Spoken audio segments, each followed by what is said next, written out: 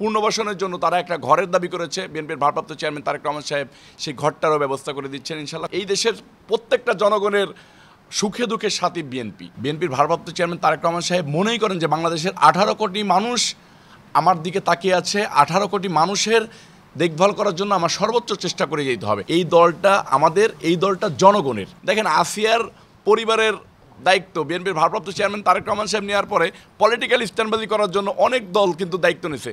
আসিয়ার বাবার পাশে কিন্তু কেউ দাঁড়ায় নাই, আসিয়ার মার পাশে কিন্তু কেউ দাঁড়ায় নাই, আসিয়ার পরিবারের পাশে কিন্তু কেউ দাঁড়ায় নাই। বিএনপির ভারপ্রাপ্ত চেয়ারম্যান তারেক রহমান সাহেবের প্রতিনিধিরা সর্বক্ষণ আসিয়ার পরিবারের পাশে রয়েছে। যেমন কালকে এই মামলার আমি সাক্ষী, কালকে আমি মাগুরায় যাব এখান থেকে হাজিরা দিতে। বিএনপির ভারপ্রাপ্ত চেয়ারম্যান তারেক রহমান সাহেব তাদের এখন পর্যন্ত তাদের সংসারের পারিবারিক যে খরচাগুলো সেগুলোও বহন করতেছে এবং তাদেরকে পুনর্বাসনের জন্য তারা একটা ঘরের দাবি করেছে। বিএনপির ভারপ্রাপ্ত চেয়ারম্যান তারেক রহমান সাহেব সেই ঘরটারও ব্যবস্থা করে দিচ্ছেন ইনশাল্লাহ। খুব দ্রুত ওই ঘরের কাজ শুরু হবে। আমরা জনগণের দল, আমরা জনগণকে সাথে নিয়ে সামনে এগিয়ে যেতে চাই। এই দেশের প্রত্যেকটা জনগণের সুখে দুঃখের সাথী বিএনপি। এই দেশের প্রত্যেকটা অবহেলিত মানুষের সাথী হয়ে দাঁড়িয়েছেন বিএনপি এবং তার লিড করতেছেন বিএনপির ভারপ্রাপ্ত চেয়ারম্যান তারেক রহমান।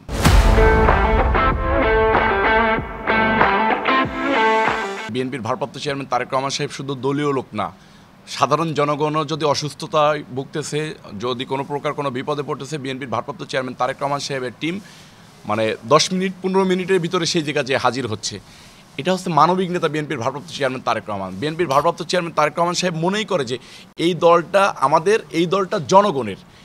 এই দল বেঁচে আছে জনগণের ভালোবাসায়, জনগণের সমর্থন নিয়ে এই দল বেঁচে আছে। বিএনপির ভারপ্রাপ্ত চেয়ারম্যান তারেক রহমান সাহেব বাংলাদেশের সবচেয়ে জনপ্রিয় দল বিএনপি লিড করতেছেন, বিএনপির প্রতিনিধিত্ব করতেছেন।